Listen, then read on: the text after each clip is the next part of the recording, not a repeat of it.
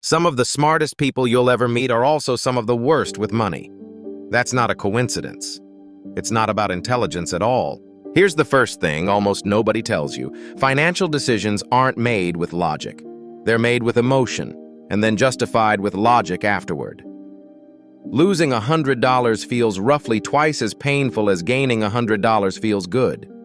That single imbalance, called loss aversion, quietly drives an enormous share of the bad financial decisions people make every single day. Holding a losing investment too long, avoiding a good risk out of fear, buying insurance you don't actually need just to feel safe. Second, money spending is often identity spending in disguise. People don't buy a car. They buy the version of themselves they want strangers to see in 3 seconds at a red light. That's not shallow, it's deeply human.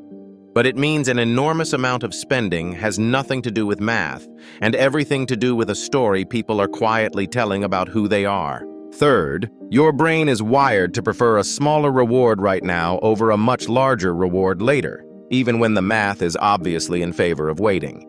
This is called present bias, and it's why I'll start saving next month is one of the most repeated sentences in personal finance, followed almost immediately by not starting next month either. Fourth, most people are running financial software they never chose.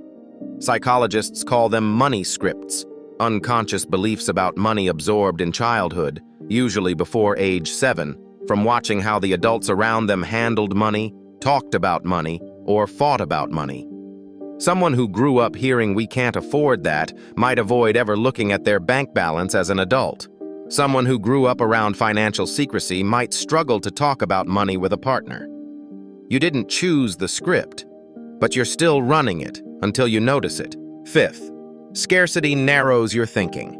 Research on people under real financial stress shows something startling. The mental load of not having enough money can cost the equivalent of 13 IQ points of decision-making bandwidth. Not because people with less money are less capable, because scarcity itself consumes the exact mental resources you need to plan, budget, and think long-term. This is a trap that gets worse the more urgently you need to escape it. So what actually works? Not more willpower. Willpower is a terrible long-term strategy. What works is making the good decision automatic, so it doesn't require willpower at all. Automatic transfers on payday, before you ever see the money. Naming your accounts by their purpose instead of just a number.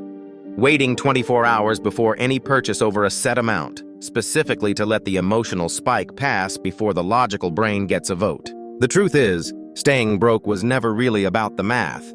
It's about emotion, identity, timing, inherited beliefs, and mental bandwidth, all working quietly in the background, all invisible on a spreadsheet. Understand the psychology, and the math finally gets a fair chance to work.